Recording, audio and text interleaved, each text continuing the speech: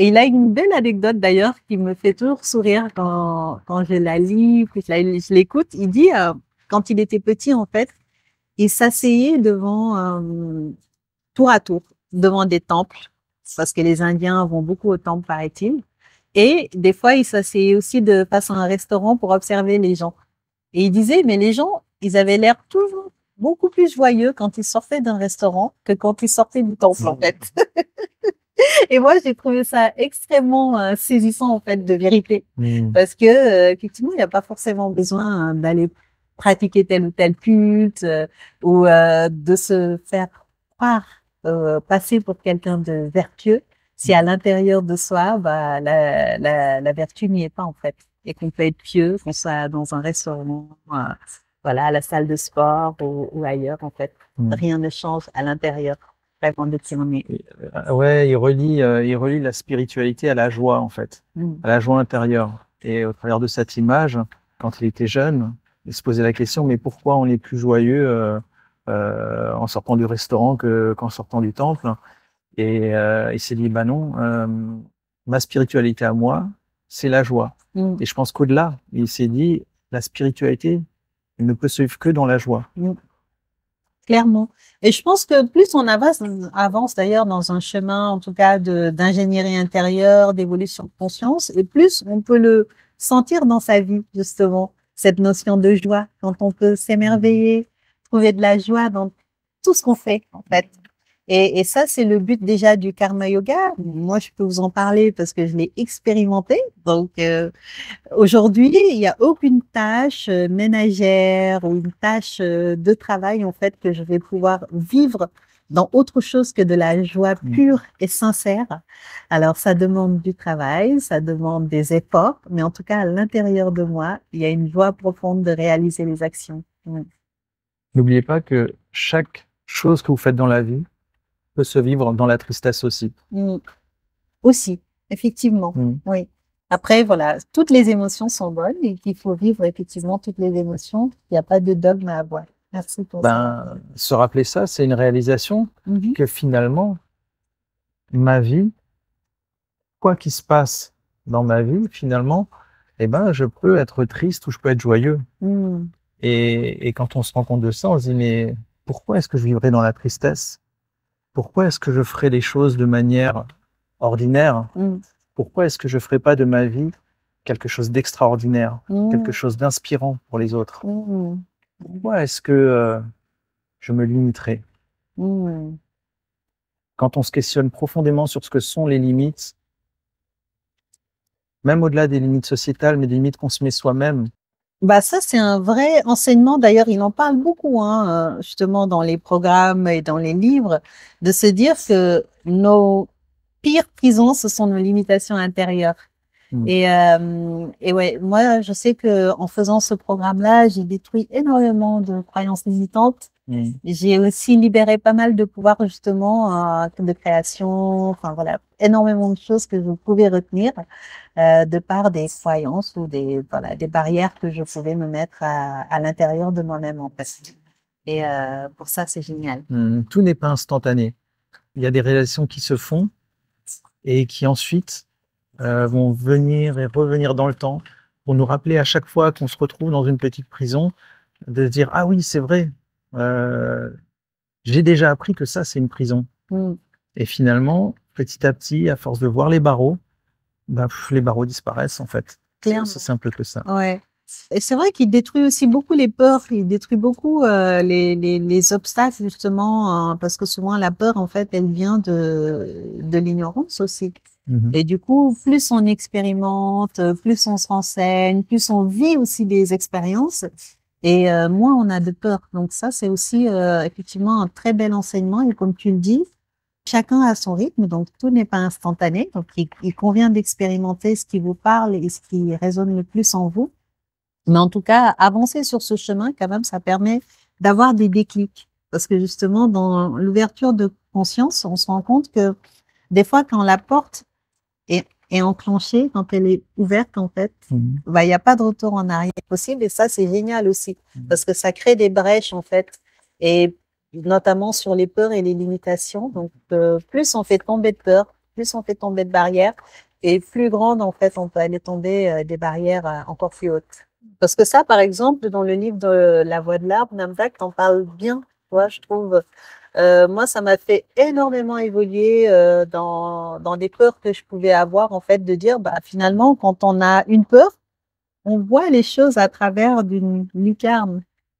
Et quand on tombe la peur, en fait, on a juste un paysage, en fait, encore plus époustouflant. C'est ça. Et ça m'a fait waouh de dire, oh, mais en fait, oui, effectivement.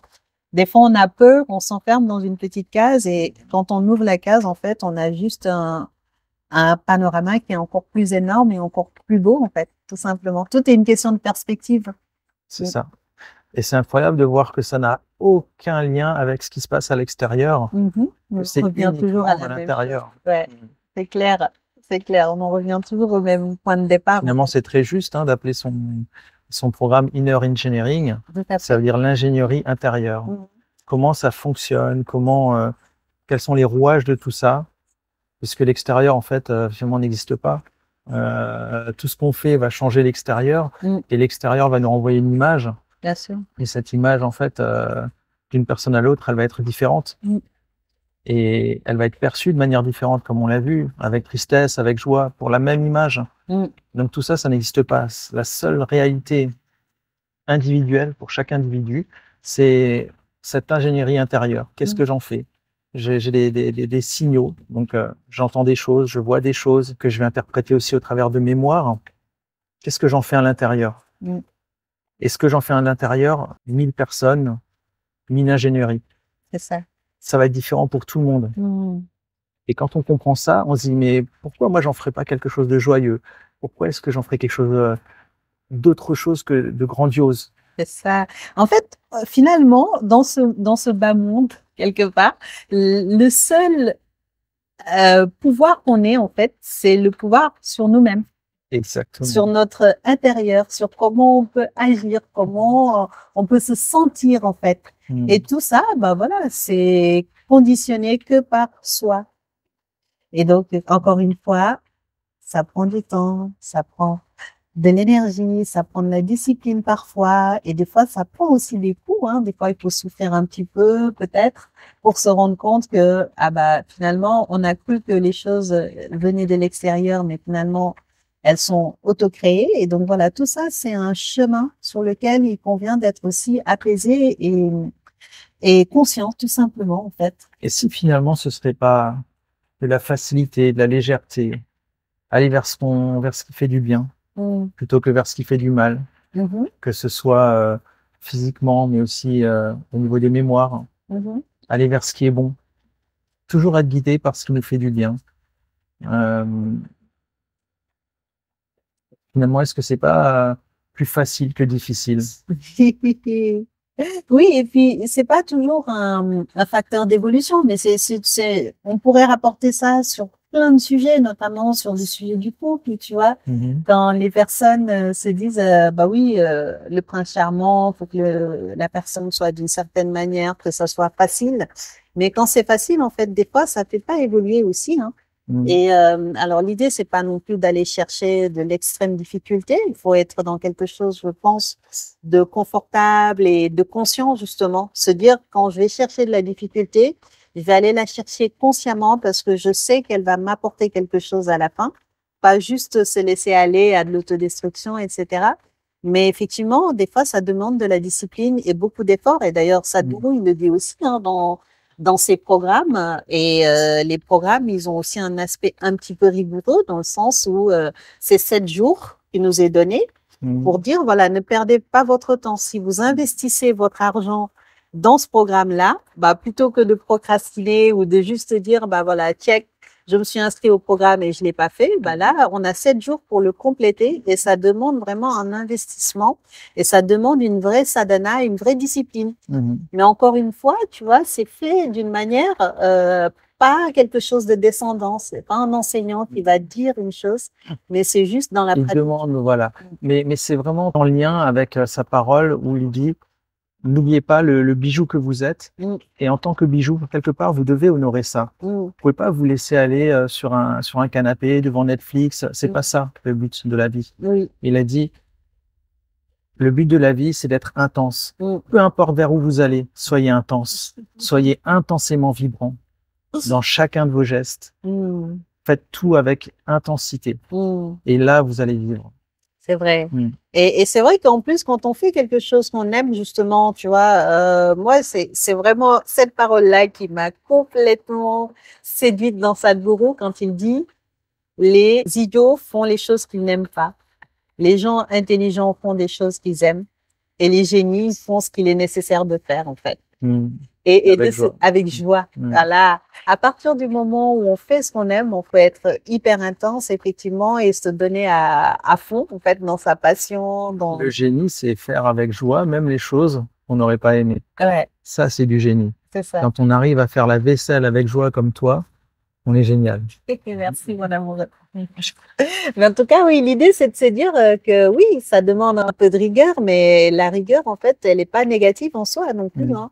Et la discipline, elle n'est pas toujours négative parce que quand on veut atteindre un certain objectif et notamment l'ouverture de conscience, justement, on a besoin d'un certain focus.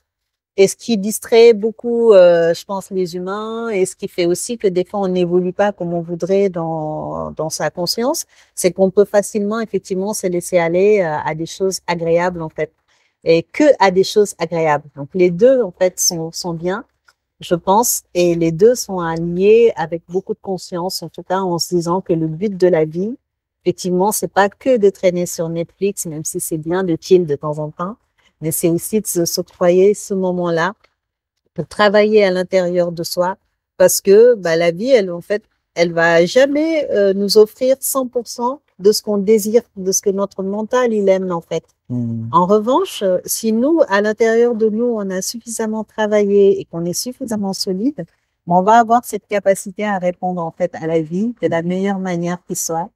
Et on l'espère avec joie, avec amour et avec beaucoup de gratitude. Il faut vraiment le vivre au travers du cœur parce que quand le mental essaie d'analyser, ça peut être très compliqué puisque faut être dans le flux de la vie. Parfois, ça va être de pratiquer une sadhana ou ça va être de faire vraiment des choses de manière intense en se forçant un peu parce que on a besoin d'évoluer, donc on a besoin de mettre du bois dans la cheminée pour que ça avance. Et d'autres fois, c'est tout le contraire. C'est être doux avec soi-même ou savoir prendre le temps pour ressentir la vie autour de soi. Et il n'y a pas de réponse juste. C'est justement, la réponse, elle est dans l'instant. C'est est-ce que là, maintenant, si je mets du bois dans la cheminée, c'est juste maintenant? Ou est-ce que maintenant, c'est juste de ressentir, de chercher le vide et de ressentir? Et tout est dans l'instant en fait. Ouais, merci beaucoup Namdak pour ce rappel sur le moment présent. Et pour cette vidéo aussi, finalement, qui s'est faite vraiment sur le fil de la vie aujourd'hui.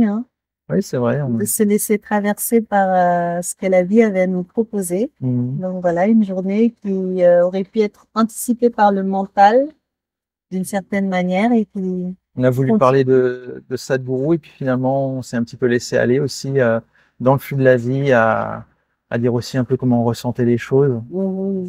Et ça donne quelque chose de, pas simplement de documenté, mais plus de vécu avec le cœur.